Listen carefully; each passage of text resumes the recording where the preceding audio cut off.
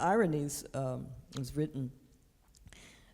It's really about how I felt, I guess. It's through a child's eyes, really, the first movement. I call it the three movements. You know, the first part, the chant, and then the and then the sort of a faux fugue section, and the funk stuff, and everything, and then the last movement.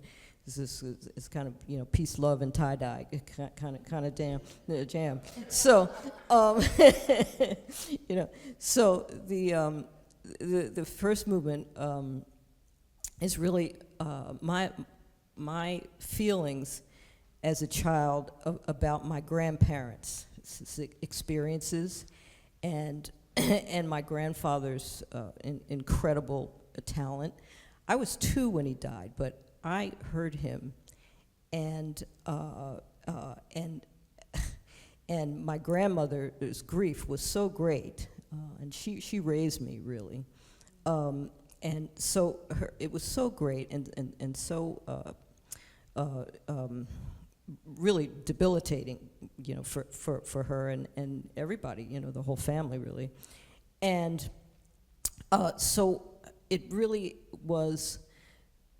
Those hymns that you hear throughout the piece, the spirituals and hymns that you heard, and the gospel song, which is really a spiritual, Didn't It Rain, also is, you know, are songs that she sang, my grandmother sang when she was upset, when I could see that she was noticeably upset.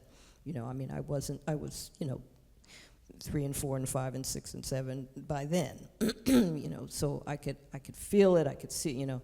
And those were playing, you know, on the little turntable, you know, when she was upset. It's just like, didn't it rain, children, rain, oh my Lord, didn't it rain, oh my Lord, didn't it rain? You know, this is like, so it was a real,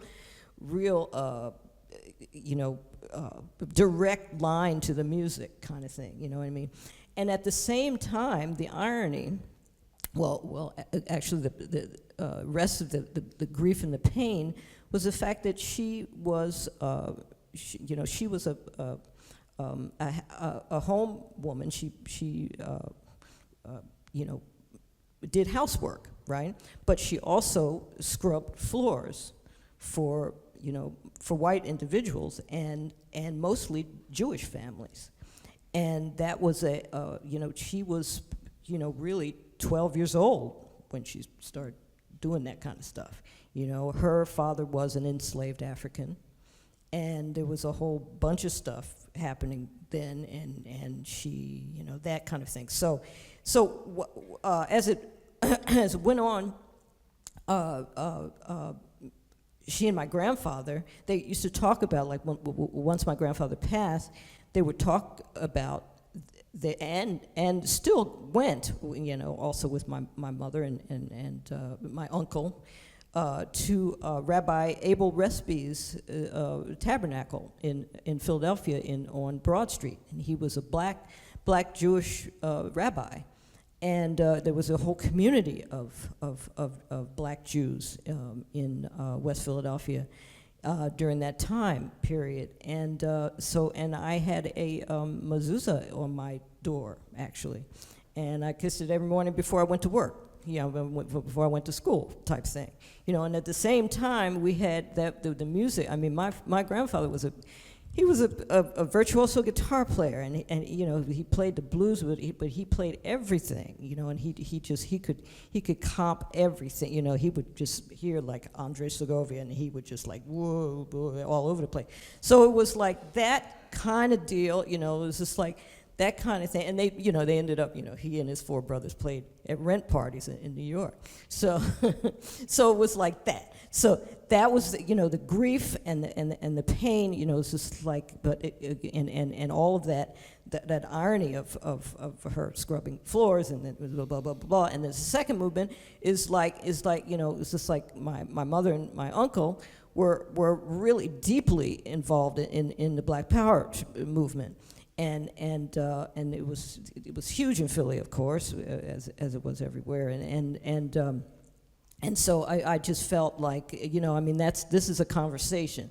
This is a conversation. You know, at that time, I had met a lot of folks that were, I mean, my friends that were Jewish musicians. And because of you know, I have a, you know, my family legacy of guitar playing, I picked up the guitar and I became a singer-songwriter. And when I was a singer-songwriter playing folk songs and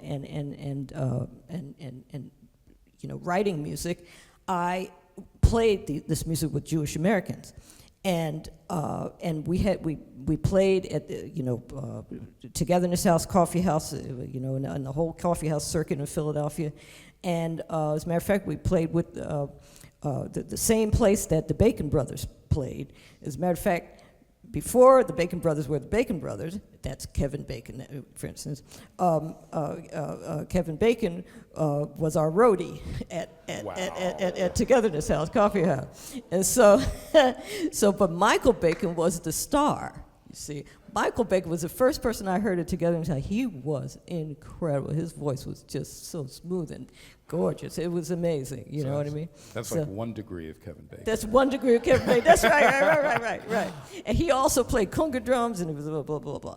So, and the last movement was just that. It was a celebration of that time in, you know, when we played all over the city in that, you know, vein, and those memories coming back, and that, you know, this is just the whole irony that all of those, my Jewish musician friends were in my house, you know, and my grandmother cooked for them, and you know, it was just wonderful.